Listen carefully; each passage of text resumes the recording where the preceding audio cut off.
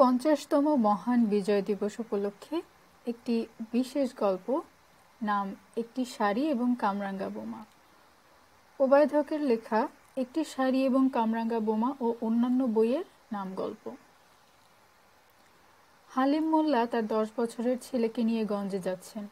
অবশ্য ছেলের বয়স 10 নাকি 11 এ ব্যাপারে তিনি নিশ্চিত নন। ছেলের নাম রেখেছেন জয়নাল আবেদিন, বিখ্যাত চিত্রশিল্পীর নাম। পরে জেনেছিলেন নামটা আসলে জয়নুল আবেদিন। তার ধারণা নামের ওপর মানুষের ব্যক্তিত্বের প্রভাব পড়ে, কিন্তু ছেলের হাতের লেখা দেখার পর তার এই ধারণার প্রতি খুব একটা আস্থা রইল না। হালিম মোল্লা খুব নির্ভেজাল লোক, গ্রামের কারোর সাথে তার কোনোদিন বিবাদ হয়নি। শুধু তাই নয়, কেউ কোনোদিন তাকে উচ্চস্বরে কথা বলতেও শোনেনি। কেউ যদি সহজ সরলের প্রকৃষ্ট উদাহরণ দিতে চায়, তাহলে হালিম মোল্লার নামই প্রথমে আসবে। তিনি পিতৃপ্রদত্ত সম্পত্তির অধিকাংশ বিক্রি করে দিয়ে গ্রামে একটি মসজিদ দিয়েছেন, আর সেই মসজিদে তিনি নিজেই ইমাম। সকালবেলা গ্রামের বাচ্চাদের বিনে পয়সায় কোরআন পড়ান, তাই গ্রামের প্রায় সবাই তাকে উস্তাদজি ডাকে। এমনকি তার বউও তাকে উস্তাদজি ডাকে, কিন্তু সেটা প্রায়শই ব্যঙ্গ করে। হালিম মোল্লার বউয়ের নাম খুশি, কিন্তু তার বেলাতেও নামের সাথে স্বভাবটা মেলেনি। খুশিকে কেউ কোনোদিন খুশি দেখেছে কিনা তা নিয়ে সন্দেহ আছে। স্বামীর উদাসীনতা নিয়ে খুশি সবসময় বিরক্ত থাকে। যেখানে গ্রামের বধূরা স্বামীর ভয়ে তটস্থ থাকে, সেখানে খুশির ভয়ে তার স্বামী রীতিমতো আতঙ্কে থাকে। সে ছাড়া আর কেউ এই হ্যাবলা লোকটার সাথে দিন যাপন করতে পারত না, এই ব্যাপারে তার কোনো সন্দেহ নাই। এবং তার স্বামীকে 3 বেলা উচ্চস্বরে তীব্র তিরস্কারের সাথে মনে করিয়ে দেওয়াটা তিনি দায়িত্ব মনে করেন। গ্রামের অধিকাংশ মানুষ কৃষিকাজ করে, বর্ষাকালে মাছ ধরে অথবা বাঁশের চাই বানায়, কিন্তু হালিম মোল্লা নামাজ পড়ানো আর বাচ্চাদের পড়ানো ছাড়া আর কিছু করেন না। জমি জমা যা কিছু আছে তা বর্গা দিয়েছেন, সেখান থেকে যা কিছু আসে তা দিয়ে কিভাবে সংসার চলে তা একটা রহস্যই বটে। বউ যতই বকাঝকা করুক, সে ছাড়া আর কেউই এভাবে সংসার চালাতে পারত না, এটা হালিম মোল্লা ভালোই বোঝেন। হালিম মোল্লার মনটা আজকে বেশ ভালো। আজকে প্রথম তিনি বউয়ের জন্য শাড়ি কিনবেন। মনে মনে ভাবছেন শাড়ি হাতে পাওয়ার পর বউয়ের মুখের ভাব কি হবে। তিনি জানেন শাড়িটা দেখা মাত্রই বউ তাকে এই অতিরিক্ত টাকা খরচের জন্য অভিশাপ দেবে। শাড়ির রংটা তার কাছে একেবারেই কাঁচা মনে হবে। 2 দিনে রং চলে যাবে বলে ভবিষ্যৎবাণী করবে। দোকানি তাকে ঠকিয়ে বেশি টাকা নিয়ে গেছে বলেও তাকে তিরস্কার করবেন। কিন্তু ক্ষণে ক্ষণে শাড়িটার কি কি খুঁত আছে তা দেখার ছলে বারবার হাতে নেবে। তখন তার চোখগুলো উজ্জ্বল হয়ে উঠবে। ঘুমটা টেনে সে উজ্জ্বলতা ঢাকার চেষ্টা করবে বারবার। হালিম মোল্লা বউয়ের চোখে সেই উজ্জ্বলতা দেখার জন্যই এতদিন ধরে বউকে না জানিয়ে টাকা জমাচ্ছেন। জয়নালও আজ ভীষণ খুশি। বাবার সাথে যেদিন সে গঞ্জে যায় সেদিন তার খুব ভালো লাগে।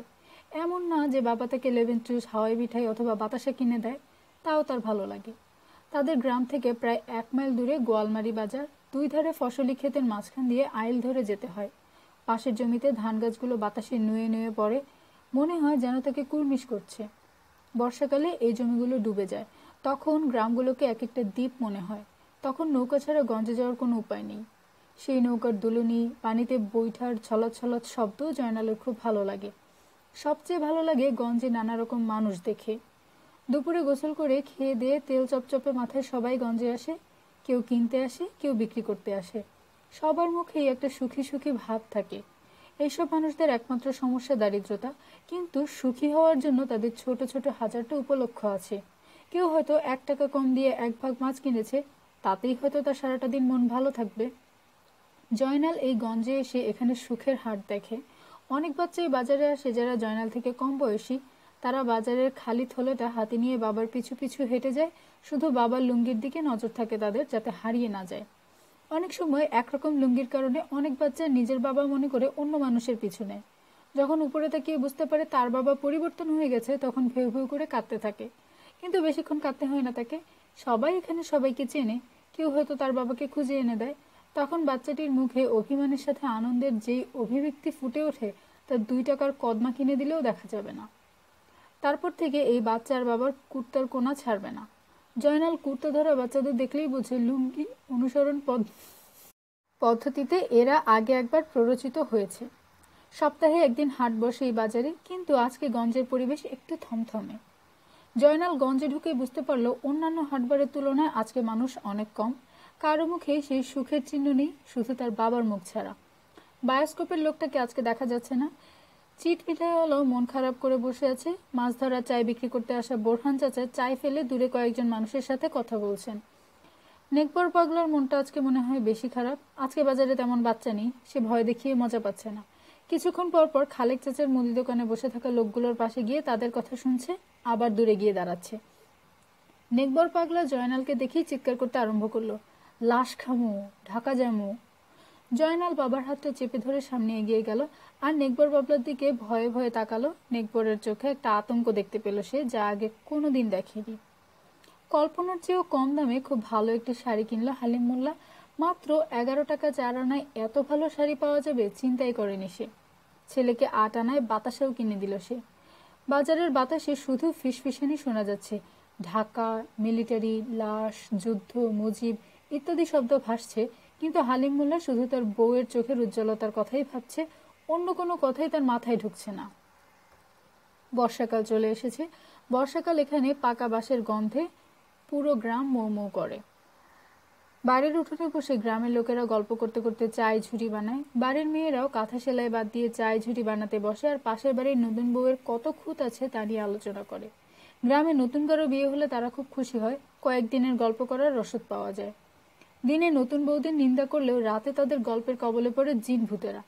কুপির কাপা কাপা আলো তারা গল্প করে। একই গল্প আগেও হয়তো বলেছে, কিন্তু কেউই শুনতে ক্লান্তিবোধ করে না। আগের বারের চেয়ে এবারেরটা আরেকটু বেশি ভয়ানক হয়। আগের বারের শিং ছাড়া ভূতের এবার শিংও গজায়, তবুও কেউ অবিশ্বাস করার দুঃসাহস করে না। ক্রমান্বয়ে একজনের ভূত থেকে আরেকজনের ভূত আরো বেশি হিংস্র হয়। এটা যেন একটা প্রতিযোগিতা। সবচেয়ে যে বেশি ভয় দেখাতে পারে সে মনে মনে একটা আত্মপ্রসাদ অনুভব করে। তারপর নিজেই ভয় পেতে পেতে শুতে যায়। রাতে ইঁদুরের নড়াচড়া কেউ নিজের কল্পনার ভূতের কর্মকাণ্ড ভেবে স্বামীর পিঠে মুখ গুজে দেয় এবং এই ভূতের শরীরে লম্বা কালো লোম লাগিয়ে আকারে 14 গুণ বড় করে পরের দিন এই গল্প শুনিয়ে সবাইকে ভয় দেখায়। এর ফাঁকেই চলে চাই বানানো। কিন্তু এবারের বর্ষার চিত্রটা আলাদা। এবার সবাই কল্পনার জিন ভূত রাক্ষস নয়, বাস্তবের রাক্ষস নিয়ে গল্প করছে। দিনের বেলার গল্পেও এবার বৌদের জায়গাটা নতুন রাক্ষসরা দখল করে নিয়েছে। তারা এই রাক্ষসদের বলতো পাঞ্জাবি। গ্রামে একমাত্র শফিকুলের কাছে রেডিও ছিল। সবাই শফিকুলের কাছ থেকে দেশের খবর নিত। আসলে তাদের খবর নেওয়ার উদ্দেশ্য ছিল পাঞ্জাবিরা তাদের কত কাছে আসছে তা জানা। জয়নাল সারাদিন শফিকুলের ঘরের পাশে বসে থাকতো। সবাই খবর শুনতে আগ্রহী ছিল, কিন্তু জয়নালের গান ভালো লাগতো। গলা ছেড়ে গান গাইতে ইচ্ছে করত। অতিরিক্ত লাজুক হওয়ার জন্যই হোক আর গান গাওয়ার অক্ষমতার জন্যই হোক, সে কারো সামনে গাইত না। পুকুর পাড়ের গাব গাছের মধ্যে একটা বড় কোটর আছে। সেটার ভেতরে বসে থাকলে কেউ বাহির থেকে বুঝতে পারে না। সেই কোটরের মধ্যে বসে জয়নাল গুনগুন করত, পূর্ব দিগন্তে সূর্য উঠেছে। একদিন হঠাৎ করে শফিকুল উধাও হয়ে গেল। কেউ কেউ বলল সে ইন্ডিয়া চলে গেছে, কেউ বলল পাঞ্জাবিরা তাকে মেরে ফেলেছে, কেউ আবার বলল সে মুক্তিবাহিনীতে নাম লিখিয়েছে। অবশ্য গ্রামের মানুষদের খুব একটা অসুবিধা হলো না। পাঞ্জাবিদের খবরের জন্য তাদের আর রেডিও শোনা লাগে না, কারণ পাঞ্জাবিরা আশেপাশের গ্রামে চলে এসেছে। বিভিন্ন গ্রাম থেকে নৌকা দিয়ে এসে মানুষজন তাদের গ্রামে আশ্রয় নিচ্ছে। জয়নালদের বড় উঠানে তাদের জায়গা করে দেওয়া হয়েছে। কত মানুষ যে এসেছে! একটা 8-9 বছরের ছেলে তার লুঙ্গির কোচায় করে অনেকগুলো গুলির খোসা নিয়ে এসেছে। সেগুলো নিয়ে আরো কয়েকটা ছেলে মেয়ে রান্না খেলছে। গুলির খোসাগুলোকে তারা ভাত বানিয়েছে। একটা পাতায় কয়েকটা গুলির খোসা নিয়ে মুখের সামনে ধরে খাওয়ার মতো করে শব্দ করছে। এক বৃদ্ধ উদাস চোখে বাচ্চাদের খেলা দেখছিল। অন্য সময় হলে হয়তো ধমক দিয়ে তাড়িয়ে দিত। গ্রামের বৃদ্ধরা কেন যেন বাচ্চাদের খেলতে দেখলে রেগে যায়, বোধহয় হিংসায়। ছেঁড়া শাড়ি পরা এক মা তার 6 মাস বয়সী বাচ্চাটাকে বুকে জড়িয়ে ধরে রেখেছেন। তার গালের ওপর শুকিয়ে যাওয়া অশ্রুর রেখা দেখা যায়। ওনার বয়সী কোনো মেয়ে এখানে নেই, সবাইকে ধরে নিয়ে গেছে। কোলে বাচ্চা থাকলে সেই বাচ্চার কপালে যেখানে মা কারো খারাপ নজর থেকে বাঁচানোর জন্য কালো টিপ দিয়ে দিতেন, সেখানে হয়তো একটা বুলেট দিয়ে ফুটো করে দিয়েছে, অথবা বুলেটও খরচ করেনি, সেই মায়ের ঠোঁট ছোঁয়ানো কপালে বেয়নে ঢুকিয়ে দিয়েছে। মা মা বলে বাচ্চার চিৎকার মাকে টেনে হিঁচড়ে ঘর থেকে বের করার আগেই থেমে যেত। কিন্তু এই মেয়েটি বেঁচে গেছে। পাঞ্জাবিরা যখন তার স্বামীর চোখগুলো বেয়নেট দিয়ে খুঁচিয়ে বের করছিল, তখন সে প্রাণপণে কাদামাখা পানি দিয়ে দৌড়ে পালিয়ে এসেছে। আরো কয়েকজন বৃদ্ধা আছেন যারা বিলাপ করতে করতে ক্লান্ত হয়ে পড়েন, আবার ভাতের মারটুকু খেয়ে বিলাপ করেন, তবুও তাদের দুঃখ শেষ হয় না। এখানে সবাইকে ভাত খাওয়ানোর মতো আর্থিক অবস্থা কারো নেই। প্রায় সময় ভাতের মার দিয়েই অনাকাঙ্ক্ষিত অতিথিদের আপ্যায়ন করা হয়। গ্রামের ঘাটে সবসময় 2টো বড় নৌকা ভেড়ানো থাকে। যদি পাঞ্জাবিরা আসে তাহলে যেন তাড়াতাড়ি পালানো যায়। একটা মহিলা আর বাচ্চাদের জন্য আরেকটা পুরুষদের জন্য। এমনিতে এই গ্রামটা একেবারে ছোট, খুব বেশি মানুষ নেই। আর যুদ্ধ শুরু হওয়ার পর অনেকেই ইন্ডিয়া চলে গেছে। 2 নৌকায় অনায়াসে সবার জায়গা হয়ে যাবে। জয়নালের নিজেকে খুব অসহায় মনে হয়। নিজের বয়সটাকে দোষারোপ করতে থাকে। এইসব মানুষগুলোর জন্য সে কিছু করতে পারছে না। এসব মানুষদের সামনে যেতে তার কেমন ভয় ভয় লাগে। তাদের চোখের আতঙ্ক জয়নালের চোখেও ছড়িয়ে পড়ে। তাছাড়া মানুষের কষ্ট সে সহ্য করতে পারে না। গাব গাছের কোটরে গিয়ে নিজে নিজে কাঁদে আর গুনগুন করে গান গায়। মাঝে মাঝে ঘুমিয়ে পড়ে। একই কারণে হালিম মোল্লা সারাদিন মসজিদে পড়ে থাকে। বর্ষার মাঝামাঝি সময় একদিন জয়নাল গাব গাছের কোটর থেকে তার গুনগুন সঙ্গীত চর্চা আর অনিচ্ছাকৃত নিদ্রা যাপন শেষ করে উঠতে উঠতে সূর্যটা লাল রং ধারণ করার প্রস্তুতি নিচ্ছিল। সবকিছু অন্যরকম লাগছিল, নীরব লাগছিল। চোখ কসলাতে কসলাতে দেখলো ঘাটে 2টা নৌকা বাঁধা আছে, কিন্তু কোনো এক জাদু বলে সেগুলো আকারে আরো বড় হয়ে গেছে। জয়নাল গ্রামে ঢুকতেই নীরবতাটা যেন একটু প্রখর মনে হলো। ঘাট থেকে গ্রামের ভেতরে ঢুকতে প্রথম ঘরটা সুলেমান কাকার। সুলেমান কাকা সবসময় কাশতেন, তার কাশি শুনেই গ্রামে সবাই পদার্পণ করত। খৈয়াখালী গ্রামে ঢুকলে এভাবেই সবাই অভিবাদিত হতো। কিন্তু আজ কাকার কাশি শুনতে পেল না জয়নাল। সে নিশ্চিত বুঝতে পারছে কিছু একটা হয়ে গেছে, কিন্তু এখন তার প্রচন্ড ক্ষুধা পেয়েছে, এটাই সবচেয়ে বড় ঘটনা মনে হচ্ছে। নিজের ঘরে এসে সে তার মাকে ডাকতে লাগলো। ডেকেই তার নিজের গলার আওয়াজ তার কাছে প্রয়োজনের চেয়ে বেশি মনে হলো, কিন্তু মায়ের কোনো সাড়া নেই। পাশের ঘরের ইসমাইল কাকার ঘরে উকি দিয়েও কাউকে পেল না সে। একটু পরেই জয়নাল বুঝলো যে গ্রামে সে একা, আর কেউ নেই। ক্ষুধার্ত পেটে না থাকলে সে হয়তো আরো আগেই বুঝতো যে গ্রামে এখন আর কেউ নেই। মুহূর্তেই একাকিত্বের ভয় তাকে জড়িয়ে ধরল। ঘর থেকে বের হয়ে মসজিদের দিকে রওনা দিল, হয়তো তার বাবাকে পাওয়া যাবে এই আশায়। কিন্তু সাত্তার কাকার উঠোনে চোখ পড়তেই সে বুঝলো যে গ্রামে সে একা নয়। খাকি পোশাক পরা অনেক লম্বা স্বাস্থ্যবান কিছু লোককে দেখলো জয়নাল। চুপচাপ থমকে দাঁড়ালো, হৃদস্পন্দন বন্ধ হওয়ার উপক্রম। মায়ের কাছে শোনা বটগাছের ভূত থেকেও এদেরকে ভয়ানক লাগছে, সম্ভবত তাদের পিঠে ঝোলানো বন্দুকগুলোর কারণেই। বন্দুকের ভারে নুয়ে পড়া 2জন বাঙালি সাত্তার কাকার ছাগল দুটি টানতে টানতে ঘাটের দিকে নিয়ে গেল। জয়নাল সাত্তার কাকার ঘরের পেছন দিক দিয়ে মসজিদে পৌঁছলো। ফাঁকা মসজিদটা দেখে তার অন্তরটাও ফাঁকা হয়ে গেল। সাথে সাথে সে ফাঁকা অন্তরে ভয় অভিমান এসে পূর্ণ করে দিল। ঘাটে বাঁধা নৌকা দুটি যে পাঞ্জাবিদের সেটা বুঝতে আর বেশিক্ষণ লাগলো না জয়নালের। তার মানে পাঞ্জাবিরা আসার আগেই গ্রামের সবাই নৌকায় করে অন্য কোথাও চলে গেছে। জয়নালের তার মায়ের উপর খুব অভিমান হলো। তাকে একলা ফেলে চলে গেল কেন? যেন বাবার উপর জয়নালের অভিমান করতে পারে না। আসলে জয়নালের বয়সটাই দায়ী। সে না হয়েছে পুরুষ, না রয়েছে বাচ্চা। তাই তার বাবা ভেবেছে সে মায়ের সাথে আছে, আর মা ভেবেছে বাবার সাথে আছে। কেউ চিন্তাও করেনি জয়নাল গাব গাছের কোটরে বসে পূর্ব দিগন্তে সূর্য উঠানোতে ব্যস্ত ছিল। মসজিদের দরজা থেকে পাঞ্জাবিদের কথাবার্তা শোনা যাচ্ছিল। জয়নাল সেখানে দাঁড়িয়ে থাকা নিরাপদ মনে করল না। নিজের ক্ষুধার্ত শরীরটা নিয়ে লুকিয়ে নিজের ঘরে চলে এলো। পেটের ক্ষুধা ভয়কেও দমিয়ে দিল। রান্নাঘরে ঢুকেই দেখলো ভাতের হাঁড়িটি ভেঙে উল্টো হয়ে আছে, ভাত ছড়িয়ে আছে চারপাশে। পাশে শানকিটি মার সহ অক্ষত অবস্থায় গর্বিত ভঙ্গিতে জয়নালের দিকে তাকিয়ে আছে। জয়নাল ভাত আর মার লবণ দিয়ে মিশিয়ে খাওয়া শেষ করলো। জয়নাল ঘরের লণ্ডভণ্ড অবস্থাটা এতক্ষণে খেয়াল করলো। পাঞ্জাবিরা নেওয়ার মতো কিছুই পায়নি, তাই ভেঙে দিয়ে গেছে। একটু পরেই হয়তো জ্বালিয়ে দেবে। তার আগে ঘরের মূল্যবান জিনিসগুলো সাথে নিতে হবে। কিন্তু কি নিতে হবে সেটা ঠিক করা তার জীবনের সবচেয়ে কঠিন সিদ্ধান্ত হয়ে দাঁড়িয়েছে, কারণ তাদের ঘরে দামি কিছুই নেই। হয়তো তাকে সিদ্ধান্তহীনতা থেকে মুক্তি দিতেই তার চোখে পড়ল তার মায়ের নতুন শাড়ি। সেটাকেই বুকে জড়িয়ে বেরিয়ে গেল জয়নাল। ঘর থেকে বেরিয়ে পুকুর পাড়ের দিকে ছুটল জয়নাল। হঠাৎ পেছন থেকে কেউ বলে উঠল, এ বাচ্চা, ইধার আও। এটা শুনেই জয়নালের সারা শরীরে বোধহয় কোনো অসুর ভর করলো। বিদ্যুৎ গতিতে ছুটতে লাগলো। গোল্লাছুট খেলায় যদি সে এভাবে দৌড়াতে পারতো তাহলে হয়তো খেলায় তাকে কেউ দুধ ভাত রাখতো না। অবশ্য গোল্লাছুট খেলায় যদি বন্দুক হাতে কোনো পাঞ্জাবি পেছনে থাকতো তাহলে সে হয়তো খেলাতেও এভাবে দৌড়াতে পারতো। চোখগুলো বন্ধ ছিল, ভাবলো এই বুঝি পেছন থেকে গুলির শব্দ পাবে। কিন্তু গুলির শব্দ হওয়ার আগেই সে গাব গাছের কোটরে গিয়ে পৌঁছলো। এই গাব গাছ তার কাছে এখন মায়ের কোলের মতোই নিরাপদ। সারা রাত সেই গাছের কোটরেই কাটালো সে। নিজের গ্রামটাকে মৃত মনে হচ্ছে তার, অসহ্য রকম নীরব। ভোরের আলো ফুটে উঠল, কিন্তু খৈয়াখালী গ্রাম থেকে হালিম মোল্লার আজানের আওয়াজ শোনা গেল না। জয়নাল পায়ে হেঁটে বোতল বাড়ির দিকে চলল। তাদের গ্রামের পাশে জমি ভরাট করে বাড়ি করা হয়েছে, সেটাকে সবাই বোতল বাড়ি বলে। অবশ্য প্রথমে এই বাড়ির নাম বোতল বাড়ি ছিল না, এখানে একটা বট গাছ ছিল, তার নিচে বাড়ি করা হয়েছিল, তাই বট গাছের কল্যাণে বাড়ির নাম হলো বটতলা বাড়ি। কিন্তু বট গাছের দুর্ভাগ্য, এত কষ্ট করে পুরো নাম কেউ বলতো না, বলতো বতলা বাড়ি। এই অভিমানেই বোধহয় বট গাছটা শুকিয়ে মরে গেল।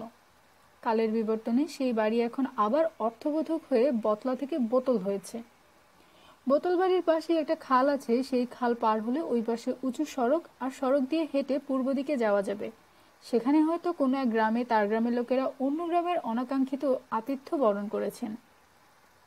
খাল পার হয়ে সড়কে উঠে জয়নাল হাঁটা শুরু করলো। দূর থেকে সর্দারকান্দি গ্রাম দেখা যাচ্ছে, সাথে ধোয়ার কুণ্ডলীও দেখা যাচ্ছে। গ্রামে ঢুকেই প্রথমে একটা প্রায় পুড়ে শেষ হয়ে যাওয়া ঘরের সামনে একটা ভেজা কাপড় পরা এক মহিলাকে দেখতে পেল। মহিলাটি উদাস চোখে তাকিয়েছিল, অনেকটা পাথরের দৃষ্টিতে, মৃত মানুষের মতো। তার পাশেই জয়নাল তার জীবনের সবচেয়ে বীভৎস দৃশ্যটি দেখল, একটা ছোট বাচ্চার লাশ, যেটাকে দূর থেকে দেখতে একটা রক্তমাখা মাংসপিণ্ড মনে হচ্ছিল। বাচ্চাটার দুই পায়ের মাঝখান থেকে পেট পর্যন্ত কেটে ফেলা হয়েছে, নাড়ি ভুঁড়ি বেরিয়ে আসছে। জয়নাল আর এক মুহূর্তের জন্য সেখানে দাঁড়াতে পারল না, চিৎকার করে দৌড়াতে লাগলো উঁচু সড়ক দিয়ে। জনশূন্য সড়কে তার চিৎকার প্রতিধ্বনিত হয়ে তার কাছে ফিরে আসছিল। পরে জানতে পেরেছিল বাচ্চাটার বয়স ছিল 3 দিন। আতুর ঘরের ধকল সামলে বাচ্চার মা যখন গোসল করতে গিয়েছিল, তখনই পাঞ্জাবিরা এসেছিল। বাচ্চাটার অপরাধ ছিল সে হিন্দুর ঘরে জন্ম নিয়েছিল, আর তার সুন্দরী মাকে নিজেদের সেবায় লাগানোর জন্য পাওয়া যাচ্ছিল না। সূর্য যখন মাথার উপরে, ঠিক তখন টিলায় পৌঁছলো জয়নাল। সাধারণত এই এলাকার গ্রামগুলো ছোট ছোট হয়, গ্রামের মানুষেরা সবাই সবাইকে তো চেনেই, আত্মীয় স্বজনকেও চেনে, তাই অপরিচিত কাউকে দেখলেই তাদের কৌতূহল মাথাচাড়া দিয়ে ওঠে। কার বাড়ি যাবে, কার কি হয়, এসব প্রশ্নের জবাব দিতে দিতে অতিথিরাও ক্লান্তিবোধ করেন না, কারণ প্রশ্নগুলোর ভেতর জেরা থাকে না, আন্তরিকতা থাকে। কিন্তু জয়নাল বেশ কয়েকটা বাড়ি পেরিয়ে এলেও কেউ কিছু জিজ্ঞাসা করলো না। এখন পাঞ্জাবি ছাড়া বাকি সবাই পরিচিত, আপনজন। শাড়িটা গায়ে জড়িয়ে নিয়েছিল জয়নাল দৌড়ানোর সুবিধার জন্য। এই 2 দিনে বেশ ভালো দৌড়বিদ হয়ে উঠেছে সে।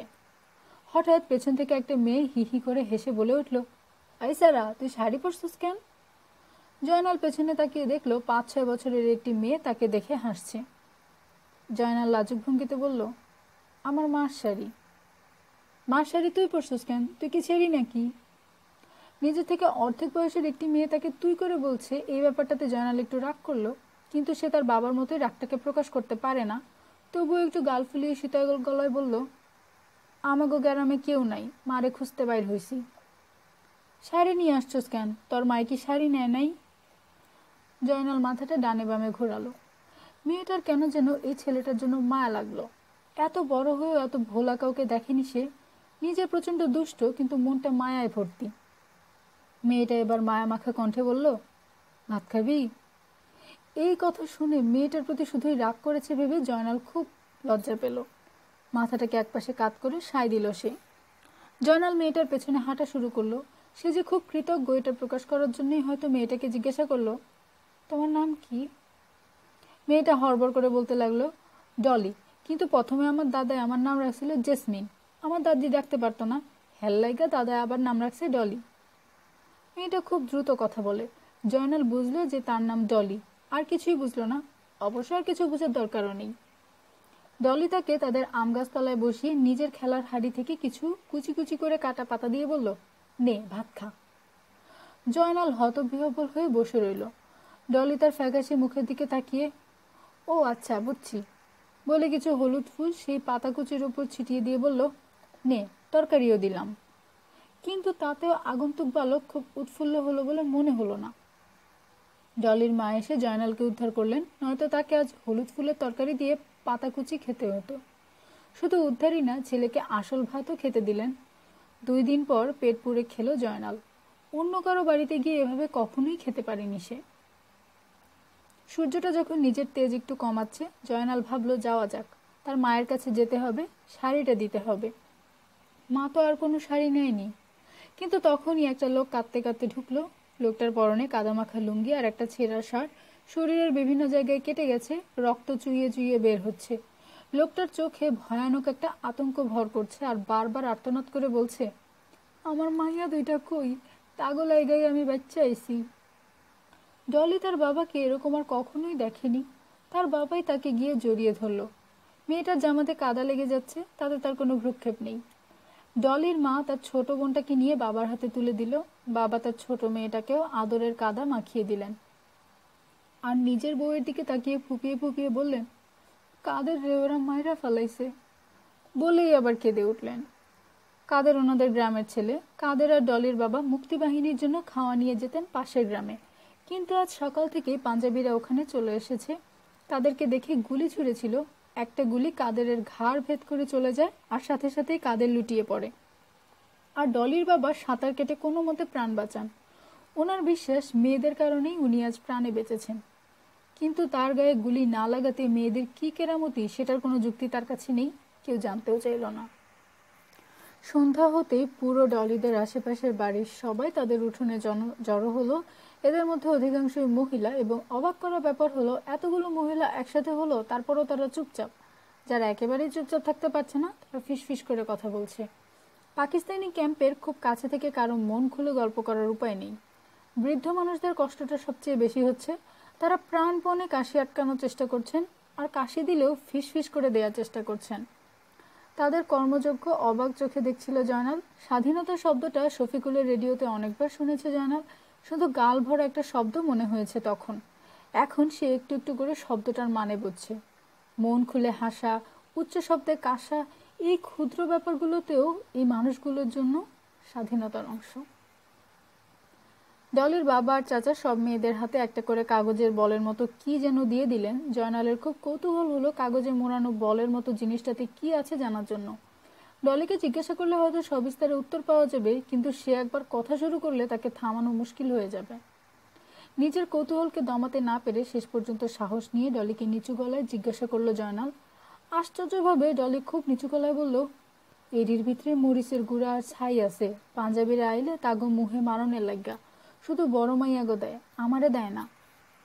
আর কিছু বলল না ডলি, হয়তো নিচু গলায় কথা বলতে স্বচ্ছন্দ বোধ করছে না সে। তারপর জয়নাল সবচেয়ে অবাক হলো যখন সে দেখল ডলিদের উঠোনে ঝরানো শুকনো কচুরিপানা, আর সেগুলোর নিচে কাঠের পাতাতন সরাতেই একটা বিশাল গর্ত বেরিয়ে এলো। গর্তটা দেখলেই বোঝা যায় এখানে আগেও মানুষ ছিল।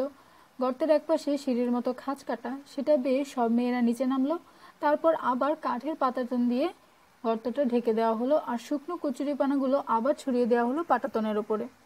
ওপর থেকে বোঝার উপায় নেই ভেতরে কিছু আছে, কিন্তু শুধু বড় মেয়েরাই কেন এভাবে লুকিয়ে থাকে, কেন শুধু এসব মেয়েদের হাতেই মরিচের বল দেওয়া হলো, তা অনেক ভেবেও বের করতে পারল না জয়নাল।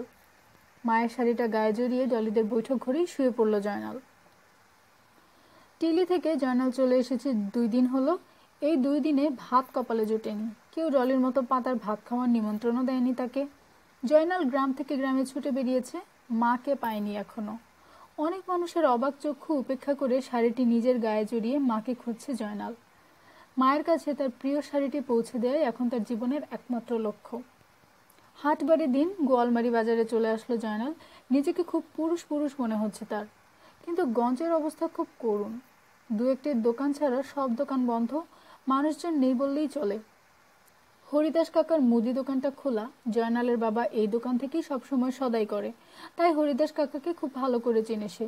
দোকানে ঢুকেই প্রথমে অবাক হলো হরিদাস কাকাকে দেখে। গাল ভর্তি দাড়ি আর মাথায় গোল টুপি, চেনাই যাচ্ছে না তাকে। সবচেয়ে বেশি অবাক হলো শফিকুল ভাইকে দেখে। তাকে দেখেই জয়নালের চোখে পানি চলে আসলো। অনেকদিন অপরিচিত মুখ দেখতে দেখতে একটা পরিচিত মুখ বালক হৃদয়ের আবেগের বাঁধ ভেঙে দিল। হরিদাস কাকার সুপার বিস্কুটের গুণেই হোক, অথবা শফিকুল ভাইকে দেখেই হোক, জয়নালকে খুব চাঙ্গা দেখাচ্ছে। হরিদাস কাকা একটা কাপড়ের ব্যাগ খুব সাবধানে এগিয়ে দিলেন শফিকুল ভাইয়ের কাছে। জয়নাল আর চোখে দেখলো ব্যাগে পেঁয়াজ ভর্তি। শফিকুল জয়নালকে গ্রামে চলে যেতে বলতেই জয়নাল চুপ করে মাথা নিচু করে দাঁড়িয়ে রইল। এতক্ষণে শফিকুলের দৃষ্টি জয়নালের গায়ে জড়ানো শাড়িটির দিকে পড়ল। একটু ভ্রু কুচকে জিজ্ঞাসা করলেন, কিরে তুই শাড়ি পরে আসিস কেন? জয়নাল খুব লজ্জা পেল, মাথা নিচু করে বলল, পরি নাই, মার লাগিয়া লইয়া যাই। শফিকুল পালকের আবেগের জায়গায় আঘাত করে মনে মনে আহত হলো। একটু আদরের সুরে বলল, ভাত খাবি? জয়নাল মাথা কাত করে সায় দিল। শফিকুল কি যেন ভেবে বলল, আচ্ছা চল। দূরে দাঁড়ানো একটা বেবি ট্যাক্সিতে গিয়ে উঠল তারা। পেঁয়াজের ব্যাগটি খুব সাবধানে কোলে নিয়ে বসলো শফিকুল। মাটির রাস্তায় এমনিতে এখানে বেবি কম চলে, আর চললেও আসতে চলে। শফিকুল ড্রাইভারকে আরও আস্তে চালাতে বলল। জয়নাল পেঁয়াজের ব্যাগটার প্রতি শফিকুল ভাইয়ের গভীর মমত্ববোধ দেখে খুব অবাক হলো। শফিকুল ভাইয়ের দিকে তাকিয়ে তার স্বভাব মতো সরলতার সাথে জিজ্ঞাসা করল, পেঁয়াজের কি অনেক দাম? শফিকুল ভাই জয়নালের কথা শুনে হো হো করে হেসে উঠলেন। হাসি শুনে জয়নাল বুঝলো সে নিশ্চয়ই বোকার মতো কোনো প্রশ্ন করেছে। শফিকুল ভাই হেসে হেসেই বললেন, এই পেঁয়াজের অনেক দাম, এই দেখ। বলেই উপরের পেঁয়াজ সরিয়ে নিচ থেকে কামরাঙ্গার আকারের কালচে সবুজ রঙের খাঁজ কাটা একটা জিনিস বের করে দেখালেন। উপরের দিকে আবার আংটার মতো কিছু একটা আছে। জয়নাল এরকম জিনিস আগে দেখেনি, কিন্তু এটা যে পেঁয়াজ না এ ব্যাপারে সে নিশ্চিত। জয়নাল সেই জিনিসটার দিকে তাকিয়ে শফিকুলকে জিজ্ঞাসা করলো, এটা কি ভাই? শফিকুল গম্ভীর গলায় বলল, এইটা পাঞ্জাবি গো জম, এটা হইল গ্রেনেড। গ্রেনেড শব্দটায় জয়নালের কৌতূহল মিটল না। এই শব্দ সে আগে কখনো শোনেনি। জয়নালের দ্বিধাগ্রস্ত চেহারা দেখে শফিকুল আবার বলল, আরে এটা হইল গিয়া বোমা। জয়নাল মোটেই ভয় পেল না, জিজ্ঞাসা শুরু বলল, কামরাঙ্গা বোমা? শফিকুল ভাই হেসে সায় দিয়ে বললেন, কামরাঙ্গা বোমা। জয়নাল আবার জিজ্ঞাসা করল, এটা দিয়া পাঞ্জাবি গো মারবেন? আমারে দিবেন? তুই কি করবি? পাঞ্জাবি মারমু। তুই জানোস কেমনে বোমা মারতে হয়? না, শিখাইয়া দেন। আরো বড় হ, তাইলে দিমু। জয়নালের এবার খুব মন খারাপ হলো, আর আবারও রাগ হলো বয়সটার উপর। শফিকুল মন খারাপ করা বালকের স্বেচ্ছায় বড় হওয়ার অক্ষমতার আক্ষেপটা হয়তো বুঝতে পারল। মাথায় হাত বুলিয়ে দিল জয়নালের। দাউদকান্দির শাহজাহান হোটেলে ভাত খেয়ে যে তৃপ্তি জয়নাল পেল তা আগে কোনোদিন পায়নি, ভবিষ্যতেও পাবে বলে মনে হয় না। শফিকুল আর আরেকটা লোক পাশে টেবিলে বসে কথা বলছে। শফিকুল ভাইকে খুব চিন্তিত দেখাচ্ছে। কিছুক্ষণ পর শফিকুল ভাই জয়নালের কাছে এসে ঝুঁকে বললেন, তুই একটু বয়, আমি আইতাছি। জয়নাল একটু ভীত চোখে তাকিয়ে জিজ্ঞাসা করলো, কই যান? প্রশ্নটাতে জিজ্ঞাসা চেয়ে শফিকুল ভাই যাতে তাকে ফেলে না যায় সে আকুতি ছিল। শফিকুল ভাই খুব শান্তভাবে বললেন, কয়েকটা পাঞ্জাবি মাইরে আইতাছি। তারপর একটু চুপ থেকে হোটেলের লোকটার দিকে দেখিয়ে বললেন, যদি আমি না আই। এতটুকু বলেই আবার নিজের বাক্য সংশোধন করে বললেন, যদি আমার আইতে দেরি হয় তাহলে শাহজাহান ভাই তোরে বাইক লইয়া যাইব। এই বলে শফিকুল ভাই বেরিয়ে গেল। অনেকক্ষণ চুপচাপ বসে থেকে জয়নাল নিজের অজান্তেই টেবিলে মাথা রেখে ঘুমিয়ে গেল। হঠাৎ প্রচণ্ড শব্দে ধরফরিয়ে উঠল এবং পরপর বেশ কয়েকটি শব্দে সবকিছু কেঁপে উঠল। হোটেলের মালিক চিন্তিত মুখে বসে আছে, তাকে দেখে মনে হচ্ছে সে জানে কি হচ্ছে। শব্দগুলো থেমে যাওয়ার পর হোটেলের মালিক বাইরে চলে গেল। জয়নাল শাড়িটা আরো গভীরভাবে গায়ে জড়িয়ে আতঙ্কিত দৃষ্টিতে এদিক সেদিক তাকাচ্ছে। তার কেন যেন মনে হচ্ছে শফিকুল ভাই আসবে না। সন্ধ্যা ছুঁই ছুঁই করছে, চারপাশটা থমথমে হয়ে আছে। এই সময়টা জয়নালের সবচেয়ে অপছন্দের। এই সময় একা থাকার চেয়ে দুর্বিষহ পৃথিবীতে আর কিচ্ছু নেই। জয়নাল হোটেলের দরজায় চোখ রেখে বসে আছে। আধারে ঢেকে দরজাটা অস্পষ্ট হয়ে যাচ্ছে। প্রতিটি মুহূর্ত জয়নাল শফিকুল ভাইয়ের চামড়া চুটির শব্দ শোনার অপেক্ষা করছে। যত সময় যাচ্ছে সেই শব্দ শুনতে পাওয়ার আশাও ক্ষীণ হচ্ছে। একটু পরেই একটা অবয়ব দরজায় দাঁড়ালো। জয়নাল যেন প্রাণ ফিরে পেল। কিন্তু যখন সে অবয়ব হারিকেন জ্বালালো, হারিকেনের আলোয় হোটেলের মালিক শাহজাহানকে দেখে জয়নাল তীব্রভাবে হতাশ হলো। শাহজাহান জয়নালের কাছে এসে কাঁপা কাঁপা গলায় বলল, চলো যাই, তোমার বাইক দিয়ে আই। শাহজাহানের লাল হয়ে যাওয়া চোখে হতাশা আর শোকের ছায়া। জয়নাল চুপ করে বসে আছে, একটুও নড়ল না। শফিকুল ভাইয়ের সাথে সে একসঙ্গে গ্রামে যাবে। শফিকুল ভাই তাকে কামরাঙ্গা বোমা কিভাবে মারতে হয় শেখাবেন। তারপর সে নির্ভয়ে মাকে খুঁজতে যাবে। মা আবার এই লাল শাড়ি পরবে, এর ব্যতিক্রম হতে পারে না। জয়নালের এই দৃঢ়তা দেখে শাহজাহান একটু দূরে সরে গিয়ে চুপ করে মাথা নিচু করে বসে রইল। জয়নাল যখন মনোবল ভেঙে উঠতে যাবে ঠিক তখনই দরজায় দাঁড়িয়ে শফিকুল ভাই বললেন, জয়নাল চল বাইরে যাই। শাহজাহান প্রায় লাফ দিয়ে শফিকুল ভাইকে জড়িয়ে সাব্বাস সাব্বাস বলে চিৎকার করতে লাগলো। আর জয়নাল জায়গায় দাঁড়িয়ে শুধু কাঁদছে। কাঁদতে এত ভালো আর কখনো লাগেনি। চোখের জল তার মায়ের শাড়িতে গিয়ে গড়িয়ে পড়ছে। শফিকুল আর জয়নাল যখন গ্রামে পৌঁছলো তখন প্রায় মধ্যরাত। ঝিঝি পোকাদের আলো ছাড়া সবকিছু অন্ধকার। নিজের গ্রামকে চিনতে কষ্ট হচ্ছে তাদের। শফিকুল নিজের ঘরে গিয়ে বিছানায় গায়ে এলিয়ে দিল। জয়নালও তার পাশে শুয়ে পড়ল। অনেকদিন পর নিজের বিছানায় শোয়া মাত্র ঘুমিয়ে গেল শফিকুল। জয়নালও আজ নিশ্চিন্তে ঘুমাচ্ছে। ভোরবেলা একটা দুঃস্বপ্ন দেখলো জয়নাল। সে একটা মরিচের গোলা নিয়ে একটা পাঞ্জাবিকে তাড়া করছে। হঠাৎ তার মাকে দেখতে পেল, ছেঁড়া একটা শাড়ি পরে বাবার সাথে এলোমেলো দৌড়াচ্ছে। সে অনেক ডাকলো, কিন্তু তার মা কিছুতেই শুনতে পাচ্ছে না। জয়নাল চিৎকার করছে। অনেকগুলো পাঞ্জাবি গুলি তাক করে তার দিকে এগিয়ে আসছে, কিন্তু তার মা তার সামনে দিয়ে চলে যাচ্ছে, তার আওয়াজ শুনতে পাচ্ছে না। যখনই পাঞ্জাবিরা তাকে গুলি করবে ঠিক তখনই জয়নালের ঘুম ভেঙে গেল। শফিকুল এখনো ঘুমোচ্ছে। জয়নাল তাদের সুলেমান কাকার ঘরের সামনে দাঁড়িয়ে বিলের দিকে তাকিয়ে আছে। দূরে দুইটা নৌকার মতো কি যেন দেখা যাচ্ছে। হয়তো তার মা আসছে। এটা ভেবে জয়নালের মনটা উচ্ছ্বাসে ভরে উঠল। আবার ভাবল হয়তো পাঞ্জাবিরা আসছে। এটা ভেবে ভয় পেল না জয়নাল, শুধু চোয়ালটা একটু শক্ত হলো তার। এখন সে শুধু অপেক্ষা করছে একটি শাড়ি আর একটি কামরাঙ্গা বোমা নিয়ে।